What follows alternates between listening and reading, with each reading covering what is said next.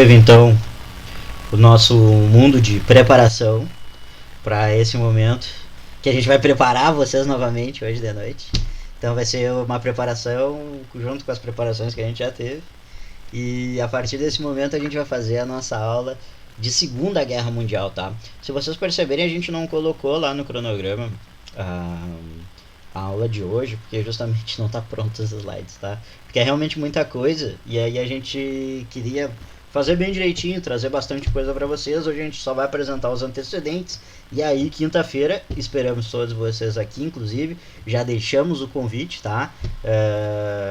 Para vocês virem, e quinta-feira nós vamos dar início ao conflito em si da segunda, e dar o início e a tendência é a gente conseguir terminar na quinta-feira. Então quinta-feira é uma aula muito, muito importante. Agora, na realidade, todas as aulas que a gente está tendo são muito, muito importantes, né? Mas até para quem goste, para quem gosta desses assuntos, sei que muita gente se atrai muito por esse assunto da Segunda Guerra Mundial. Para vocês virem quinta-feira, então a gente vai ter a nossa aula de Segunda Guerra Mundial, o conflito em si. A gente vai iniciar hoje e quinta-feira a gente vai, espero eu, terminar esse assunto, tá?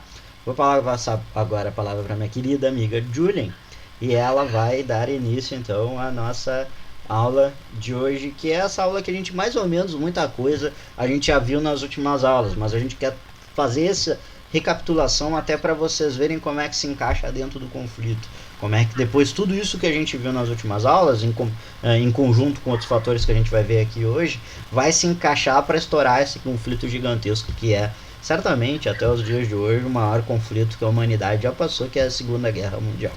Certo, gente? Então toca a ficha, Julie. Então comecemos. Então a gente vai fazer os antecedentes. Na verdade, como o Lucas já falou, já foi feito os antecedentes na última aula, mas aqui a gente vai fazer então uma relação do que está acontecendo no período entre guerras com o começo da Segunda Guerra Mundial, né? Que encaixar essas duas partes, né? Então a gente começa falando sobre já a Revolução Russa e a crise de 29 e por que elas têm, elas são uma forma de gatilho, né, um dos vários gatilhos para a Segunda Guerra Mundial. A Revolução Russa, então, pela ascensão dessas correntes, né, de esquerda a partir da União Soviética, né, com a criação da União Soviética a partir de 1917. Então, o medo que isso se instaurou em vários países, principalmente países capitalistas, né, nesse período do mundo era capitalista. Então, várias burguesias dentro desses países temiam o avanço do comunismo dentro dos seus próprios territórios. Claro, isso vai gerar, então, o surgimento de pensamentos diferentes, como a ascensão de regimes antiliberais, como o nazismo e o fascismo na Alemanha e na Itália. E, claro, relacionando também com a quebra da Bolsa de Valores, que o Luquinha já falou na última aula, né, sobre isso. Então, recapitulando de novo e colocando aqui dentro desse antecedente, que foi o questionamento do liberalismo, né, como se quer. O mundo, então, era capitalista e veio, então, a primeira grande crise do capitalismo em 29, né, o quebra-quebra que deu não só nos Estados Unidos, mas em todos os lugares do mundo, principalmente na Europa. E se começa a questionar como se funciona, né, o liberalismo, a economia independente do Estado, o Estado não se intrometendo na economia, e a ascensão, como já falei, desses regimes antiliberais. Nesse momento também a gente tem que ter uma noção que a Alemanha, além dessa crise de 29, ela já não estava bem das pernas, né? A gente vai ver agora com o problema do Tratado de Versalhes, que depois da Primeira Guerra sai derrotado, né? Enfim, e acaba tendo que pagar várias indenizações, tendo limitações, porque a partir do Tratado de Versalhes a Alemanha tem perda de territórios, não pode mais anexar nenhum território também, não pode mais aumentar sua força bélica, né, o exército, enfim. E então a gente vê uma Alemanha já muito debilitada, uma Alemanha muito pobre, com alto desemprego, enfim, fome, né, enfim, coisas que são geradas por causa dessa crise. E a crise de 29 vem para, então, culminar o que já estava, digamos assim, quebrado, né, que era o país inteiro. O nazismo, então, é digamos que uma esperança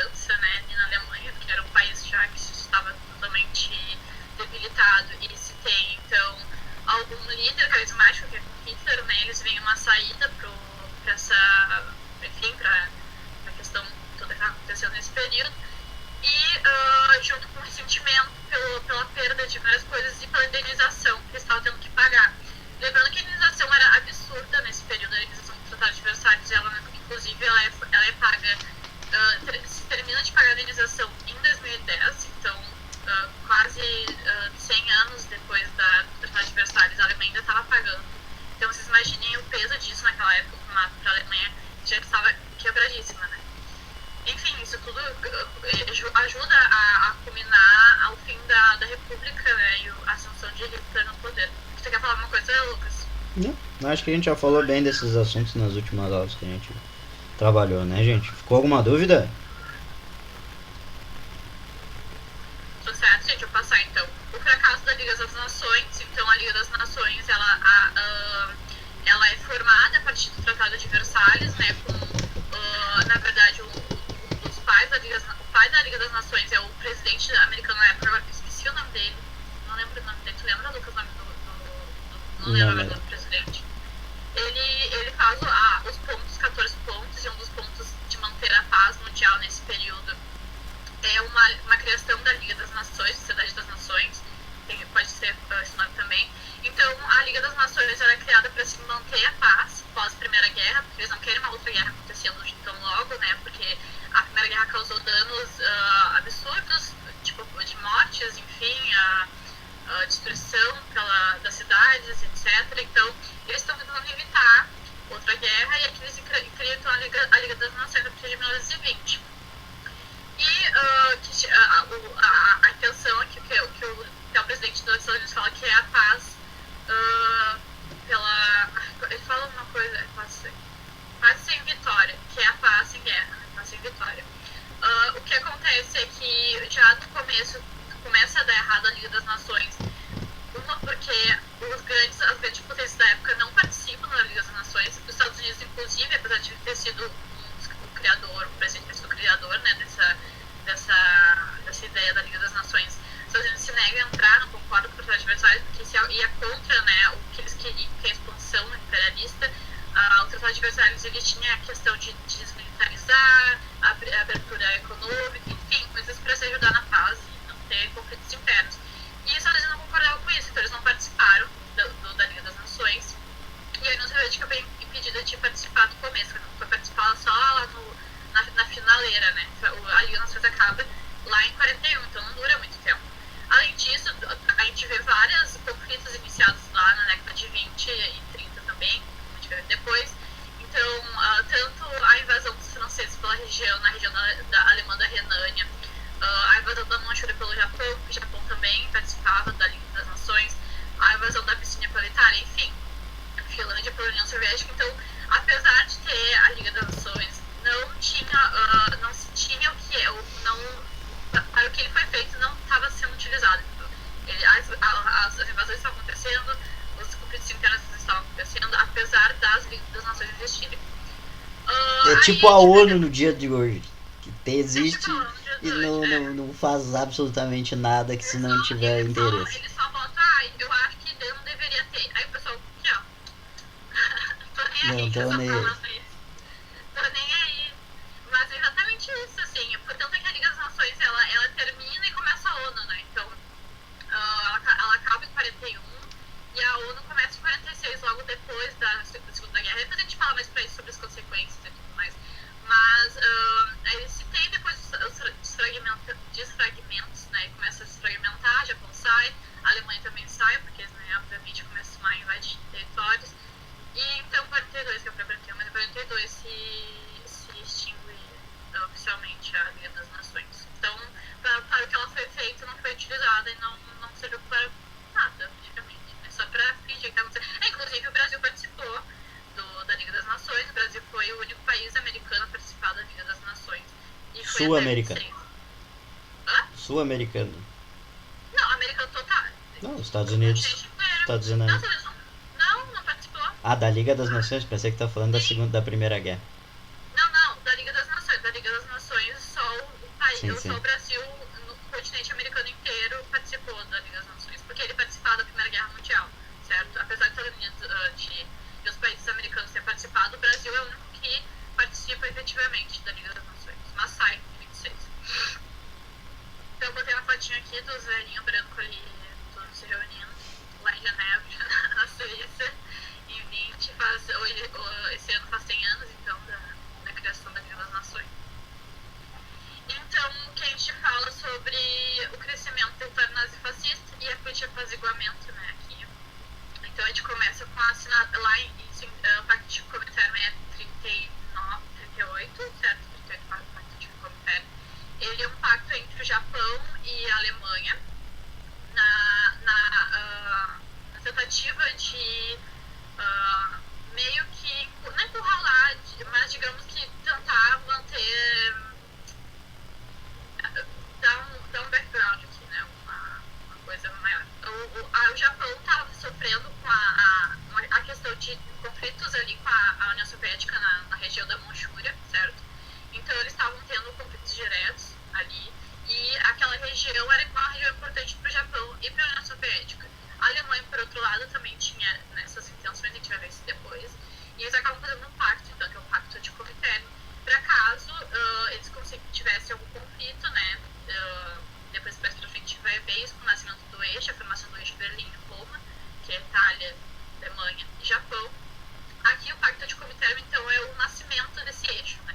O nascimento do eixo que vai ser, a gente vai ver na Segunda Guerra Mundial, por si só, das vitórias, enfim. Mas, desculpa, Júlio. Não, só nessa questão do anticomintern, tá, gente? Ainda não dá pra se dizer que se forma totalmente o que a gente chama de eixo, tá? Isso a gente vai ter só no que a gente vai chamar de tripartite. Depois, dentro do processo do... O que tem aqui é um pacto entre Japão e... que a Juliana estava explicando, Japão e Alemanha, anticomunista, anti a União Soviética, tá? A gente vê os fragmentos do que veria ser o Isso. Tanto esse pacto anticominterno com o que ela vai falar depois, que é o eixo Berlim-Roma, tá? Com a tripartite a gente vai ter eixo Berlim, Roma e Tóquio, tá? Que daí seria por isso o nome próprio da formação dessa união de eixo, né? Por causa da união desses três impérios, tá? E vamos ser sinceros, tá, gente? Se a gente tem na Europa a Alemanha, no Oriente é o Japão. A Itália é muito, né? Eles nem curtiam muito a ideia da guerra, sinceramente. A população não apoiava muitas ideias do Hitler, principalmente a questão do antissemitismo.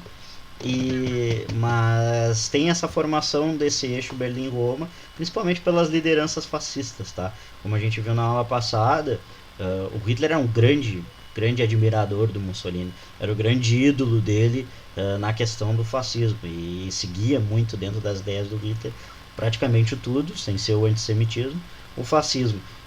Então essas alianças na realidade tá formando o que vai ser um dos lados durante a guerra. E agora a Júlia vai falar pra gente como é que se deu essas primeiras expansões desse território nazifascista. Desculpa, Júlia. Então, não, capaz, pode ficar à vontade. A gente vê então os esforços, então, a partir. Você lembra o negócio da questão do que o Lucas falou do espaço vital e tal, da união da população germânica. Da grande Alemanha e tal. Isso, da grande Alemanha e tudo mais. Então, o que eles estão fazendo aqui, a partir desse período, é então crescer o espaço vital dos alemães, né? A Alemanha, enfim, da grande Alemanha. E aí começa a questão das anexações. Aqui, nesse período, não existe uma guerra, não existe a guerra, porque tanto a Inglaterra e a França eles estão muito passivos em relação a isso. Tanto por causa do medo de uma segunda guerra, tanto pela questão da Liga das Nações, né, que não funcionava muito, mas enfim, estavam tentando manter uma certa paz belicosa, sem ter uma guerra direta, né? Então, a Alemanha começa a expandir, Hitler começa a expandir para a Áustria, que é conhecido como de Anschluss, eu não sei se falar isso, que era Anschluss. É o episódio conhecido então por esse nome, que é a primeira anexação da Alemanha, em 38, né? Já aí começamos a ver um expandindo. O Acordo de Munique acontece no mesmo ano, que é a questão da reunião da Inglaterra. É a Inglaterra, a Alemanha e qual era o outro país? França. Isso, a França. Então eles se reúnem para discutir, porque o Hitler estava aumentando seu território e ele queria invadir a região dos Sudetos, na Tchecoslováquia. E a França e a Inglaterra falaram, tá, ele falou, o que foi falar? Ele falou, eles não querem invadir essa região, e deu, tipo, eu não quero mais fazer nada. E aí a França e a Inglaterra falou, tipo, ok, pode ir, então se é só isso que tu quer, então vai. Só que não foi isso que aconteceu, porque a gente percebe depois que, na verdade, ele começa a invadir outros territórios, que inclusive ele entra mais nas outras regiões da Tchecoslováquia. E aí começa a questão do corredor polonês, que é a região ali da Polônia. Botei uma próximo slide aqui. E aqui, ó, essa região aqui é chamada corredor polonês, e ele tenta construir uma estrada de ferro, estrada e tal, enfim. E nesse momento, né, a partir desse momento, e além disso, isso ainda não estamos em guerra, né, a gente está no pré-guerra ainda, a guerra não começa ainda, é um dos motivos que a guerra começa, certo, isso tudo que está acontecendo agora, essas anexações, principalmente da Tchecoslováquia, a invasão da Tchecoslováquia, mas a invasão da Polônia, normalmente, por uma ordem, né, por uma questão de demarcar tempo, a invasão da Polônia em 39, ela normalmente é tida como o início da guerra, que é lá dia 3 de setembro, eu não lembro, eu sei que é algum começo de setembro lá, ele teria tido o grande início, né, mas isso aqui tudo é o estopim, que vai acontecer depois. O Pacto Germânico Soviético, o famoso Pacto do Ribbentrop-Molotov. Molotov era o diplomata, né, da União Soviética, o Ribbentrop era um dos ministro do diplomático exterior, ministro da Relações Exteriores. Isso. E aí eles assinam esse pacto para tentar, então, para um pacto de não agressão que estabelece uma paz, né, entre a Alemanha e a União Soviética por 10 anos. Que não vai acontecer porque a Alemanha vai quebrar em 41 na Operação Barbarossa, e a gente vai falar isso mais pra frente. Mas aqui então a gente começa a perceber o que eu estava tentando fazer. E aí, como eu falei, o estopim, não o estopim, mas o início da guerra, que é em 39, com a invasão da Polônia. Ô, gente, quer falar? Não, pode falar, por isso que eu... Não, só pra gente entender, tá? Além dessas coisas que a Julian comentou, desse pacto, dessas políticas de apaziguamento, principalmente pelo estado que se encontrava essas nações, Inglaterra, França, tá? Elas vieram de uma guerra muito complicada. A Europa ficou destruída, o território francês, por exemplo, ficou completamente destruído durante a Primeira Guerra. E todo esse período de reconstrução, então não tinha interesse, os caras não queriam, estavam fazendo o máximo possível para não entrar em conflito novamente. Mas um outro fator que é de extrema importância, gente, pra gente entender também, e aqui a partir da assinatura do pacto do Ribbentrop-Molotov, a gente entende o porquê também se teve uma outra postura das nações liberais, né? No caso, Inglaterra e França nesse momento. Porque uma das coisas que eles mantinham e passadores de pano para o Hitler, era porque o Hitler segurava os comunistas, certo? O Hitler segurava o avanço do comunismo no fronte oriental, certo? E no momento que ele assina um pacto de não agressão, teoricamente isso vai para o espaço, certo? Então um dos motivos também que faz essas nações entrarem em conflito com o Hitler é que, pô, se o cara não vai nos dar mais a linha de defesa, então não tem mais por que a gente ficar engolindo sapo para esse fascista, esse nazista sem vergonha ficar fazendo esse tipo de coisa, certo? Então, na realidade, a invasão da Alemanha, tudo, tanto a Tchecoslováquia quanto a invasão da Polônia, quanto o Pacto Germano-Soviético, ele se torna esse fator gigante de estopim para o início da Primeira Guerra. Vejamos bem, o início da Primeira Guerra, da Segunda Guerra, tá, gente? A Segunda Guerra Mundial ela vai começar com um conflito estreitamente europeu. Depois ela vai se tornar mundial, mas ela é um conflito europeu ainda nesse momento, certo? Os Estados Unidos, tanto é que os Estados Unidos ele declara neutralidade no começo da guerra. Ele fala que não está participando da guerra e só vai começar, a entrada dele só vai ser a partir de Pearl Harbor, né? Que a gente vai falar mais pra frente. Mas até então, aqui também a questão da Ásia, enfim, não acontece ainda. Isso vai começar a acontecer a partir do segundo etapa, enfim, né? Da Segunda Guerra. Mas o que eu ia falar, eu ia comentar sobre a questão de passar pano lá da Inglaterra. A Inglaterra, principalmente porque nesse momento eles tinham o primeiro-ministro que era o Chamberlain, e o Chamberlain era muito passivo. Ele era um primeiro-ministro muito passivo. A gente vai ver depois, isso eu vou falar mais pra frente, não vou falar mais agora, só comentando. Entra o Winston Churchill, o famosíssimo Winston Churchill, né? Ele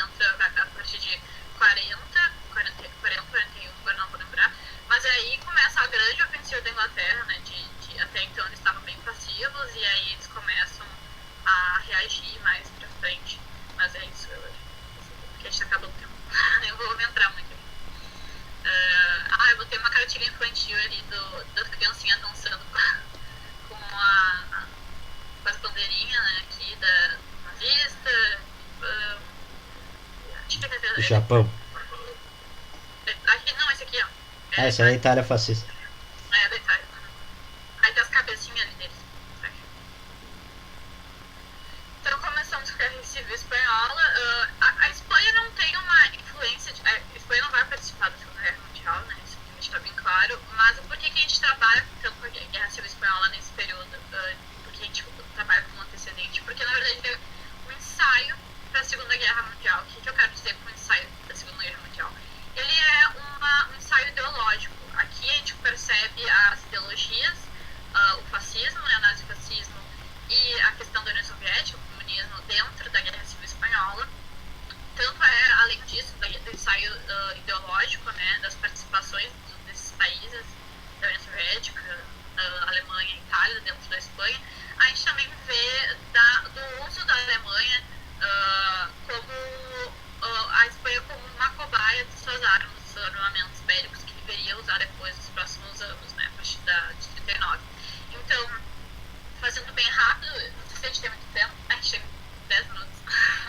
Mas, então, a gente tem a questão, aqui a gente começa com uma república, antes, só rapidamente, antes a Espanha era uma monarquia, aqui ela começa com uma república a partir de 30 e poucos, e essa eleição, ela é vencida pela a segunda eleição, a segunda república, ela é vencida pela Frente Popular, que são, então, a Frente Popular, os partidos de esquerda, junto com os anarquistas, anarcosindicalistas, eles se unem para, enfim, eles formam esse partido, né, para ganhar a eleição.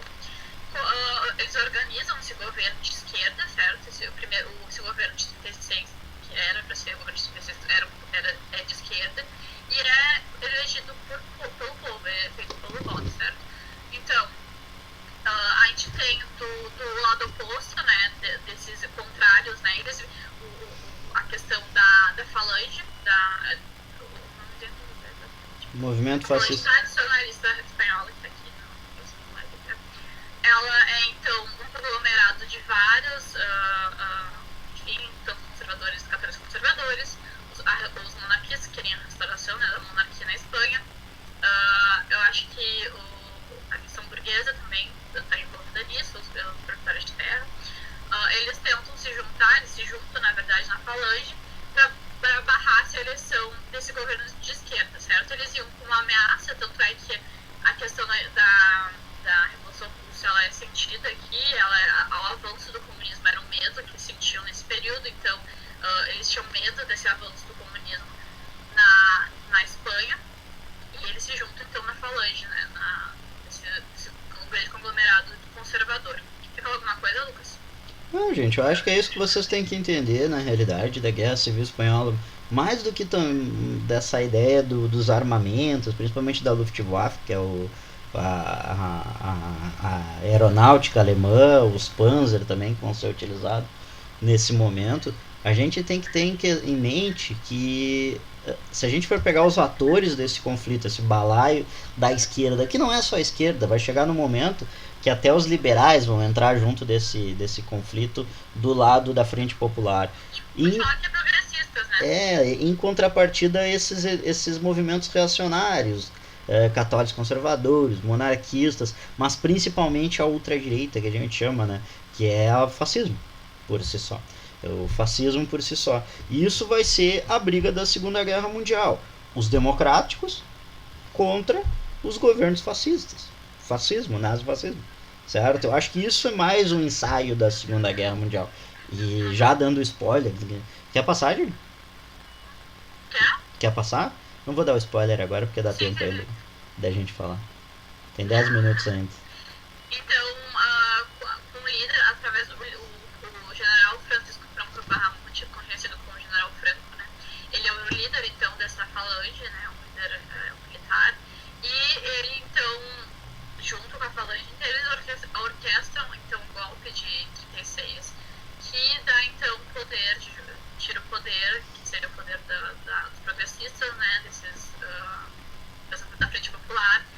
E o golpe de Estado, então, permite que o general Franco suba ao poder e frente a um regime de caráter autoritário, como descrito ali, com esse grande conglomerado que eu já falei antes, certo?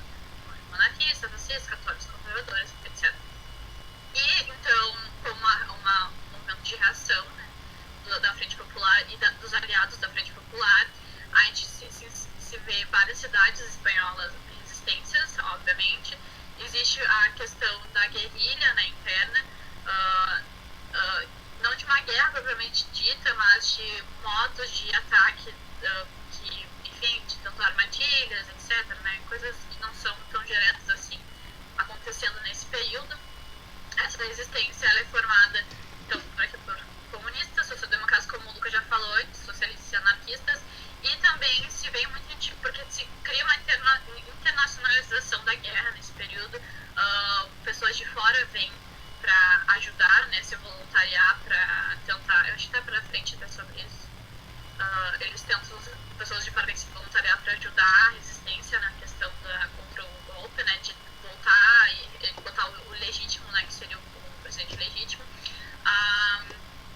A gente falou de apoio da União Soviética, mas na verdade o apoio da União Soviética é super irrisório nesse período.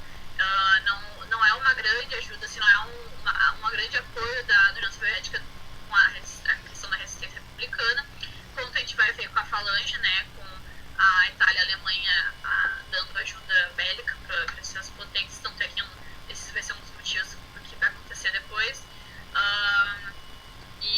Deixa eu ver, acho que, como eu já falei, pessoas vêm de fora, intelectuais vêm de fora, tem uns slidezinhos pra frente sobre isso. E acho que é isso. Lucas, quer falar alguma coisa? Eu tô passando rápido porque a gente tem... Não, tem 7 minutos ainda aqui pelo meu relógio, tem 7 minutinhos, né? Dá tranquilo. Gente, só essa questão dos ambos os lados, tá? Primeiro que a Espanha era um país que, sinceramente, ele era dentro do cenário internacional bastante significante, assim.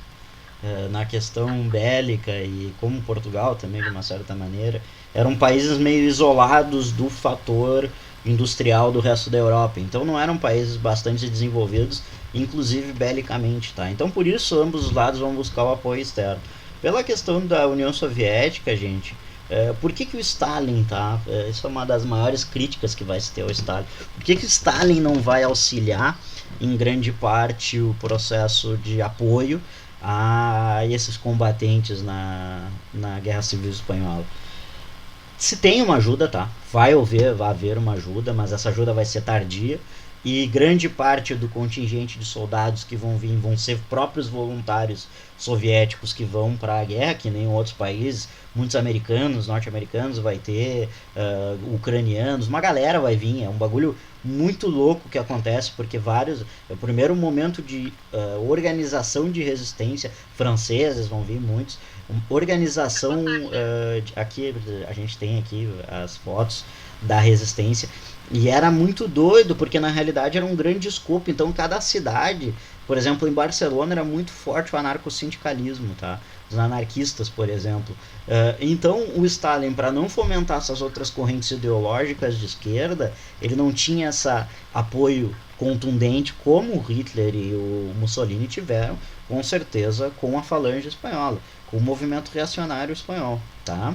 Então a gente tem que ter esse entendimento, assim, porque isso mostra muito da própria ideologia que Stalin buscava na União Soviética, que a gente comentou lá na Revolução Russa. É o projeto de Stalin isso aí. O projeto de Stalin é fazer uma União Soviética forte, e a partir disso, e auxiliando de uma certa maneira ou outra os processos revolucionários em cada país, mas sempre a União Soviética como centro. E na Espanha, as correntes, a maioria, e quem tomava parte, como os anarquistas e os próprios socialistas, não tinham essa visão, não era essa a ideia, certo?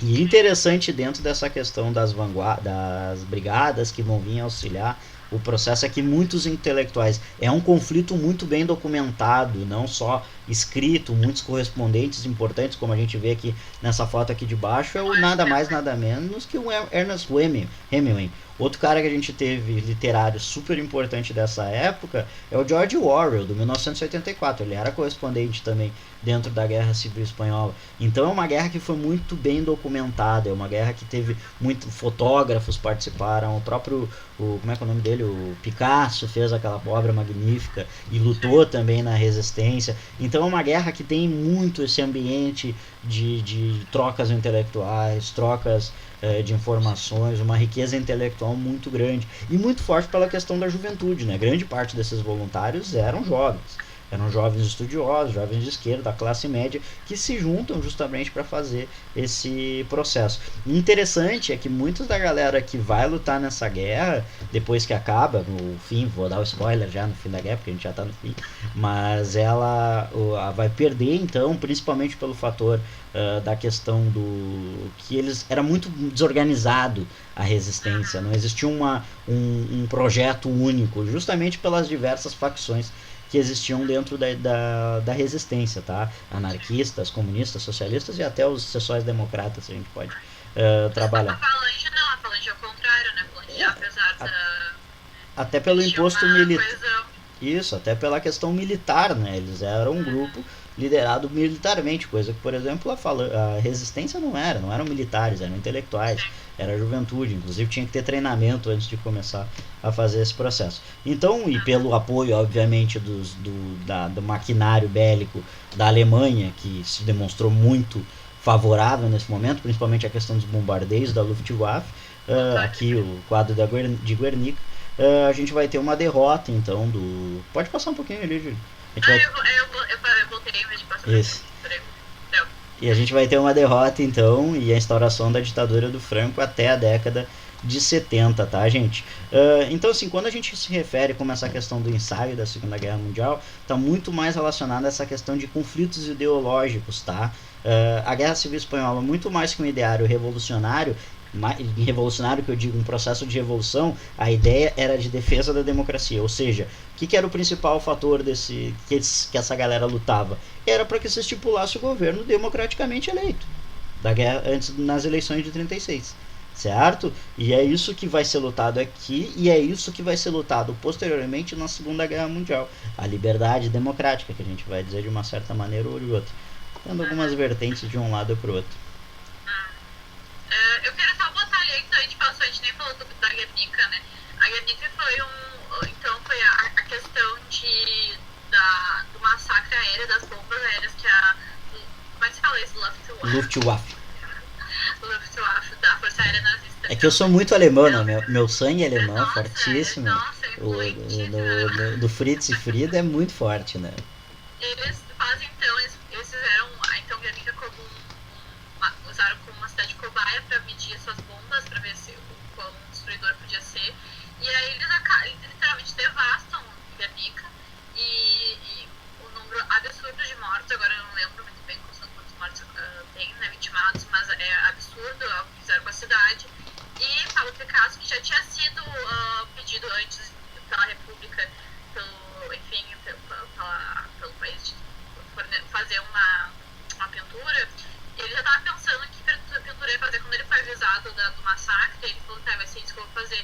E aqui a gente tem um exemplo, eu acho muito bonito esse quadro, ele é cubista, né? E a gente vê várias fragmentações aqui, isso que foi o massacre dessas pernas, né, desse desespero, enfim. Eu acho muito simbólico, assim, a questão toda da Guerra Civil Espanhola, esse quadro aqui. Mas acho que é isso, gente. Tá com alguma dúvida, gente? Deixa eu só fazer um comentário. Não vai dar. Mas eu quero falar sobre a luta das mulheres, mas eu falo na próxima aula sobre a participação das mulheres sim. na Segunda Guerra Mundial também. É importante. É isso, gente. Ficou alguma dúvida?